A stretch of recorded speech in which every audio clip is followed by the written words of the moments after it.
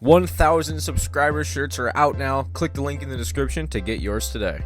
What is good, boys? Today, we're going to be grading every MLB team's offseason. Let's get right into it. Like, subscribe if you haven't already. As I just said before, go to the link in the description. 1,000 subscriber shirts are out now. Get yours today. Because every person who buys one is actually going to be entered into a giveaway to win a regular Sentry 17 hoodie. Go ahead and do yourself a favor. Here at the tier list, pretty much as always, elite, great, solid, below average. And what are we doing? Starting with the Arizona Diamondbacks, who, realistically, they only really did one thing. That was trade Dalton Varsho for Lourdes Gurriel Jr. and Gabriel Moreno. I think for the position they're in, I think that was a really good one move. Just a couple of supplemental pieces. They're probably going to be around like a 75 to 80 win team this year. This is kind of what they are right now. Realistically, that was one trade. I'll put them in solid. The Braves. I don't think they had that great of an offseason. You can argue they upgrade the only position they needed, although I don't think it really needed to be upgraded. Sean Murphy trade was interesting. They kind of got him for almost nothing. I think Travis d'Arnaud was going to be enough. William Contreras, that was going to be enough. Well, they wanted Sean Murphy, who he's good. He's definitely one of the best 5 catchers in baseball. Catcher's just not a great position. Other than that, they lost a lot of guys. I don't think they had that great of an offseason.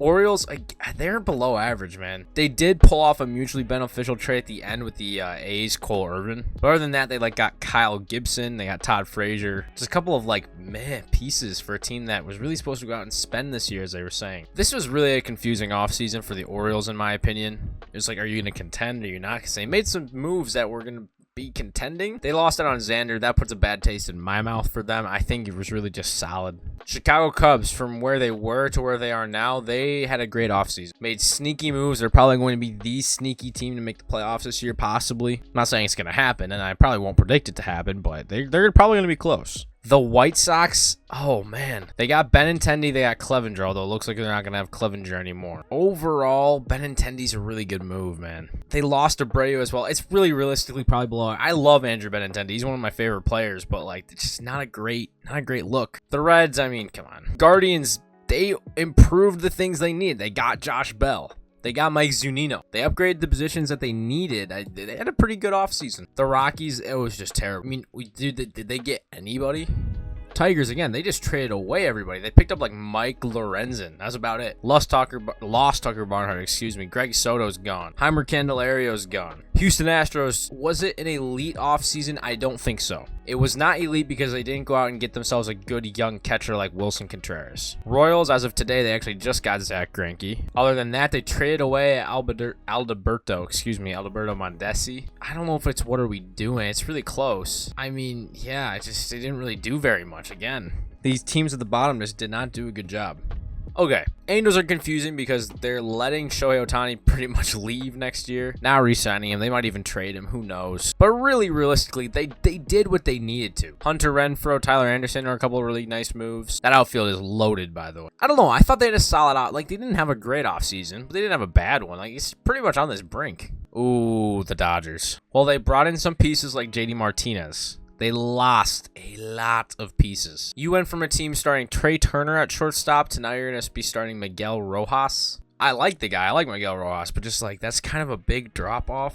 I don't know. It was not that great for me. The Marlins, they salvaged their offseason when they traded for Luis Arias. Team's just loaded with pitching talent. It's not like they needed Pablo Lopez. They needed a bat. That's what they got. And he's probably going to be playing second base. Now, you still got a middle infield spot to fill. Because Jazz, who, by the way, I just was watching the live stream. He's the cover athlete of MLB The Show 2023, excuse me. Kind of wild. As soon as I saw what the color scheme was going to be, I kind of guessed it. But that's besides the fact. They salvaged it. It was solid. They did what they needed to partially. They still need more hitting because they can't really hit very well. Brewers, this is below average. I know they went out and got guys like Jesse Winker to go hit for them. They traded away one of their better hitters in Colton Wong, man. This team's just not doing themselves any favors. The Mets, they did have an elite offseason. I know some people are going to say, well, they didn't get Carlos Correa. Yeah, well, that may have left a bad taste in your mouth, but realistically, they still had a really good offseason. I mean, they got Senga, they got Verlander.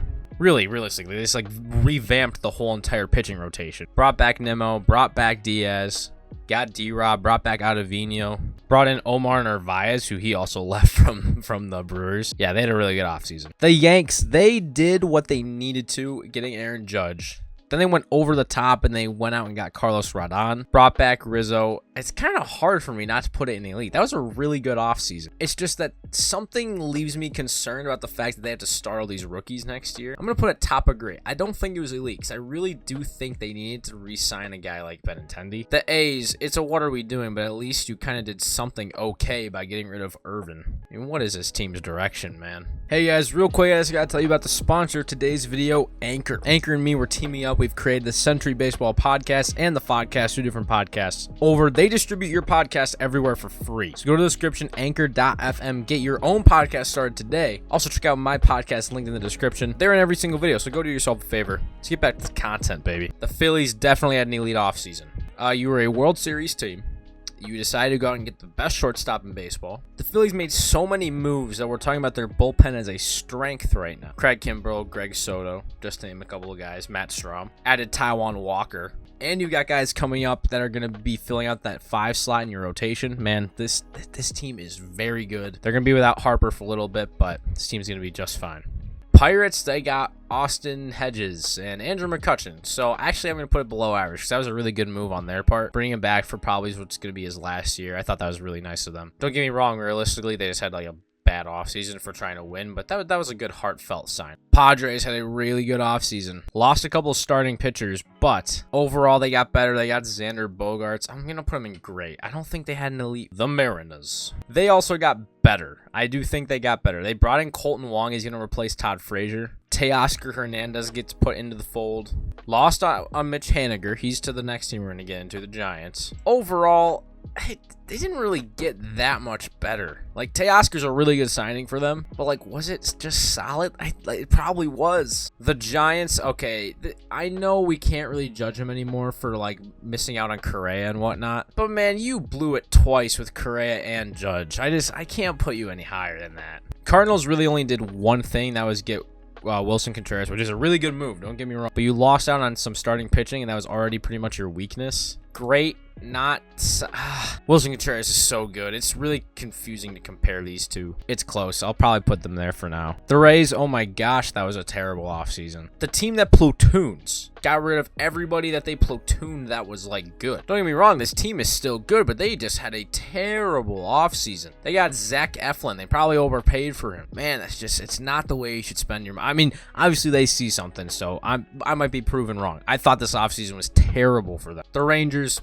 that back-to-back off seasons, chef's kiss. Jacob deGrom, a couple other pitchers in the fold. Nathan Eovaldi, I forget he went there. That rotation is ridiculous. A couple nice supplemental bats. I do worry about their offense a little bit still, but overall this team is going to contend. The Twins salvaged their off season. I'm gonna put it in great. Hitting was not their concern. They got young guys coming up. They were able to get back Carlos Correa in the end of it and actually save themselves a little bit of money in a shocking way. But trade away Luis Ariz, a batting champ, but like, did you really need him? Yeah, he's a really good piece to have, and don't get me wrong, but you needed pitching more than you needed him. So getting Pablo Lopez was a very good move on the Twins' part. Mutually beneficial trade. I liked it. The Blue Jays. I'm gonna go with great. It's really close, man. It's one of these two. I personally did not like the Dalton Varsho trade. I don't think it's really that big of an upgrade for those two guys to Dalton Varsho. It's more of a win now move, like the guys at 450 Dead Center. Go check them out, by the way, what they would say. But overall, just like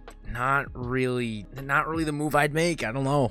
And finally, the Nats got Hamer Candelario. That's about it. So good job on that. That is the MLB off-season tier list. We were almost completely even. We had 11 above average and 12 below average. Thank you guys for watching this video. If you did enjoy it, remember to leave a like as well as subscribe. I'll see you guys in the next one. Peace out. Go get your Sentry 17 1K shirts. Have a great one.